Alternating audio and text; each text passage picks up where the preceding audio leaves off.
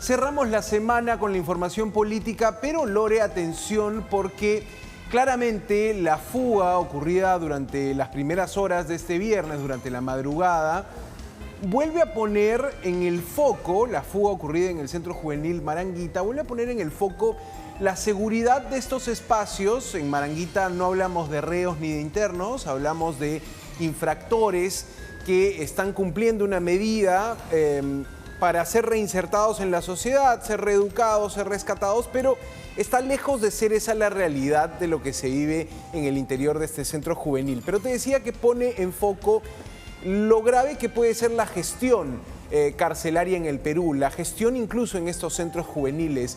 Y aquí no hablamos necesariamente del INPE, hablamos más bien del Ministerio de Justicia, que a través de este Programa Nacional de Centros Juveniles tiene la administración de Maranguita, pero inmediatamente pensamos en ese sistema de justicia que sanciona al delincuente, que podría ser menor de edad, en ese caso se le llama infractor, y que lo pone en un centro de reclusión. Bueno, esa gestión a nivel carcelario, ya sabemos, está declarada en emergencia. Hay un problema serio de hacinamiento en estos penales. Y lo de Maranguita no sorprende, pero sí genera un momento, justamente un contexto favorable a lo que está proponiendo este ministro, que la privatización en la seguridad de los penales, sobre todo en el acceso a los penales. Lore, hoy el ministro ha vuelto a decir que se tiene que privatizar, se tiene que entregar a privados esa seguridad en los accesos a los penales y que ya se firmó un decreto. Pero primero vamos a ver las imágenes del nuevo escándalo. El contexto también es 3 semanas después de una fuga en Lurigancho, tienes esta fuga en Maranguita. Vamos a ver en este caso las imágenes de las cámaras de seguridad que nos muestran cómo huyeron estos reclusos que en algunos casos superaban la minoría de edad, o sea, estaban incluso ya con un cuestionamiento de por qué estaban en Maranguita. Vamos a ver las imágenes.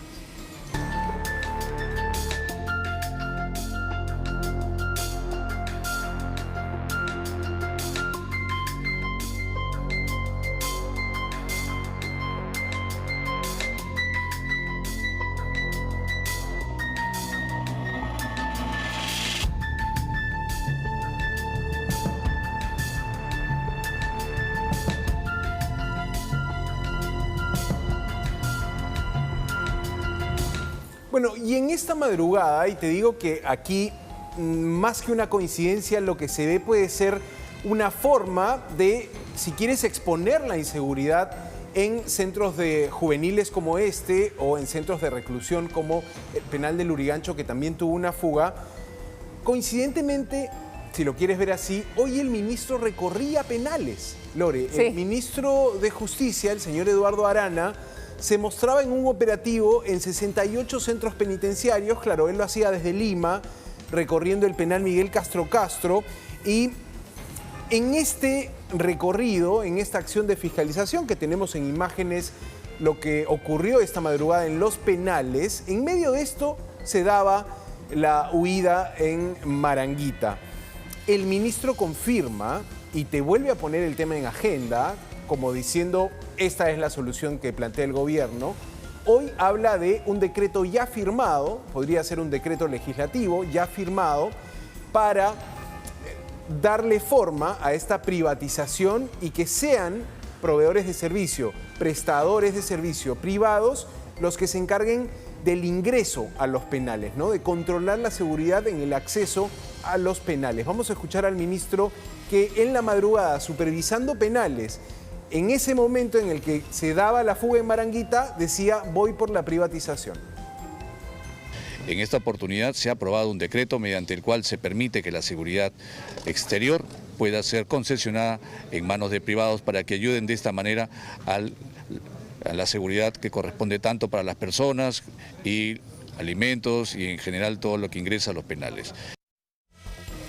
Bueno, ahí estaba entonces casi adelantando lo que podría ser un anuncio en las próximas horas, o veremos si no sale publicado en El Peruano este decreto que le daría forma a un primer paso hacia la privatización. Hay que verlo así, porque si empiezas privatizando la seguridad externa, estás a nada de intentar, veremos, el ministro ponía ese límite, decía, no estamos pensando en esto, pero es difícil pensar que el camino no te lleva a la privatización total de los penales, Lore, cuando, te digo, en más de una oportunidad se ha referido Eduardo Arana a ese tema esta semana, ¿eh? ¿Y el ministro Arana dio esas declaraciones ya sabiendo que se le habían escapado los de Maranguita o previo a eso? Mira, yo creo que ocurrían entre las mismas horas. No, porque a las 4 de la mañana en la fuga. O sea, no sé si se había enterado necesariamente. Claro, quizá ni siquiera estaba al tanto en la medida que este operativo estaba pensado en penales, sí, ¿no? Claro. Centro Maranguita tiene otra categorización como centro juvenil, pero es el contexto en el que están ocurriendo estas cosas, mira, además, ¿no? O sea, ¿cómo salen caminando? Salen de verdad como Pedro por su casa, caminan tranquilos. Yo insisto, nada de estas fugas de penales en Lurigancho, en este centro de reclusión juvenil, en Maranguita, habla de la fuga de Alcatraz, de un gran plan detrás, de recursos. No, simplemente personas que se dan cuenta que no hay ninguna necesidad de estar adentro porque salir es facilísimo. Nadie te va a detener, tu vida no va a estar en peligro porque nadie te va a disparar, simplemente te vas y nadie te va a recapturar tampoco. Ahora, lo que tienes también es una situación complicada de personal que el propio ministro resaltaba esta semana en el Congreso. Recordemos que el ministro Arana está planteando algunas medidas de deshacinamiento obligado por el Tribunal Constitucional. De hecho, ayer conocimos que han pedido una ampliación de ese límite de plazo que vencía en mayo de este mes. Lo que está pidiendo el Ministerio de Justicia es al Tribunal Constitucional, dame 2 años y medio más, lo que duró la pandemia, para poder deshacinar, para tener ese tiempo que me permita deshacinar los penales. Pero justamente quería recordar lo que dijo el ministro en el Congreso esta semana. Nuevamente hablando de la privatización por falta de personal. Habría que ver cómo está la seguridad en los penales, Lore, porque el penal de Lurigancho te mostraba poco personal en las posiciones altas donde se supone tienes que dar seguridad al perímetro. Y seguimos sin jefe del INPE. Seguimos sin jefe del INPE, pero hay unos funcionarios que se muestran al costado del ministro y que podrían asumir esas funciones. Te voy a mencionar alguno de ellos. Primero escuchamos, recordamos la segunda vez que el ministro en esta semana hizo mención a la privatización. Esto fue en el Congreso. Aprobando una norma que permita que convoquemos solo en los ingresos, no en los penales, solo en los ingresos, ¿correcto? Se va a poner se va a poner para que la actividad privada pueda atenderla. Solo en los ingresos, decía el ministro Arana, y veremos cómo le da forma. Lo que tiene aprobado este gobierno a nivel carcelario, Lore, son algunas medidas de deshacinamiento, pero que no necesariamente pasan por concesionar espacios, los espacios externos para empresas privadas y que brinden ese servicio de seguridad. No sabemos todavía la forma en que Palacio está encarando esta privatización. Tiene sí un ámbito de privatización, por ejemplo, para empresas que te prestan el servicio de grillete electrónico, vigilancia electrónica personal. Sí se ha legislado sobre eso, pero ahora es una frase fuerte que suena empezar a privatizar la seguridad en los penales, pero no se explica el cómo. De momento hay que conocer la norma para ver cómo van a encarar este paso que el ministro está insistiendo. Entendemos que es la principal bandera ahora mismo de Eduardo Arana, resolver el tema carcelario. La pregunta es, ¿no estás muy tarde? ¿No estás en este último año del quinquenio? Por más de que el gobierno tenga 3 años, ¿no estás ya simplemente dejándole ideas para el próximo gobierno?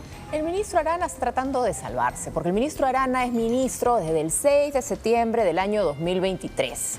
¿Qué ha hecho todo el 2024? ¿Qué ha hecho lo que ya hemos avanzado del 2025 en este tema? Si era urgente, si ya se sabía hace años que había esta necesidad, como ministro de Justicia ha tenido más de 1 año en empaparse de la problemática y recién ahora, cuando se le escapan los presos, es que se da cuenta, primicia chocherita, que hay una crisis en los penales, que la gente del INPE no alcanza, que conectan los cestos para el celular, que siguen metiendo equipos electrónicos prohibidos, armas blancas, que hay corrupción dentro de las cárceles también, porque sabemos que los presos se mueven con dinero dentro de los penales. ¿Dónde está un plan de orden hacia adentro? Los presos ni siquiera uniforme usan.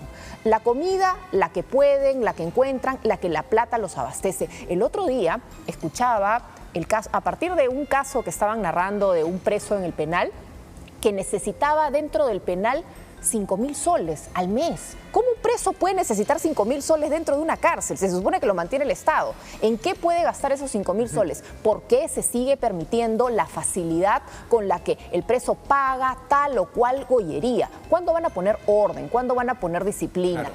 ¿Y cuándo finalmente va a decir privaticemos? Pues, o sea, da el paso completo, pero todo es tibio, a ver qué dicen, qué hacen, y al final se hacen locos, no hacen nada. Claro, el paso a privatizar no es todavía un paso seguro del gobierno. Te están diciendo solo vamos a privatizar la seguridad en el ingreso de los penales. Esto resolverá esas dinámicas internas en los penales, venta de alimentos, venta de drogas, manejo de dinero, de celulares, de señal de celulares. Exactamente, todo eso cambiará con la privatización de la seguridad en el ingreso. La verdad es que la pregunta todavía queda sin resolver, pero el contexto de fugas, escándalos carcelarios como el hallazgo de un equipo que podía transmitir señal de internet o digital en el penal de Chayapalca, ese contexto es perfecto para que el ministro plantee la privatización, que tiene algunos apoyos ya en el Congreso. Ahora, le ha resultado al propio jefe de centros juveniles una situación muy sospechosa, a nivel casi de un complot. Él lo que ha dicho, hay acá complicidad, no hay coincidencia, refiriéndose a la fuga de esta madrugada. Vamos a escuchar a este funcionario, Francisco Náquira, que de hecho es funcionario del Ministerio de Justicia, claro, hablando de una situación que han tratado de cuidar y no entienden cómo hoy fugaron estos internos. Vamos a escuchar al director del Programa Nacional de Centros Juveniles. Hemos visibilizado y hemos hecho un pequeño recorrido al interior y es más de un control de seguridad que se habría vulnerado. Es por ello que no hay coincidencias. Creemos de que ha habido más que una inacción, ha habido una complicidad, porque no es usual de que 6 ciudadanos de manera concertada, a la misma hora, se junten, se provean para llevar a cabo su fuga. Uno puede percibir que habría una seria inacción, una más que negligencia. Sí estamos preocupados, estamos indignados y de confirmarse, creemos que sí, el Programa Nacional de Centros Juveniles podría venir en una reorganización interna. Es por lo menos curioso que la cabeza, el responsable de los centros juveniles, diga a partir de esta fuga vamos a una reorganización, Lore. Por eso te digo que el contexto de la poca seguridad que vemos en penales o centros juveniles está permitiéndole al gobierno articular el discurso de vamos hacia la privatización. A medio tono, ¿no? No es tan claro, pero ¿no te parece igual curioso que este funcionario diga, bueno, esta fuga ya nos habla de una reorganización urgente? Mientras tanto, lo que tienes es desde los propios grupos de trabajadores, tanto del INPE como de los centros juveniles, diciendo se están haciendo despidos, están recortando personal. ¿Hacia dónde va la política carcelaria en nuestro país, ¿no? Porque finalmente estos centros penitenciarios o estos centros juveniles están ubicados en zonas urbanas. Lo de Maranguita es una preocupación para todos los vecinos de la zona, ¿no? Y hacer también la consulta que quedó pendiente a propósito de esta fuga, ¿no? Detalles que a veces pasamos por alto. Los menores de edad son considerados infractores, pero resulta que entre los fugados hay 3 que ya son mayores de edad.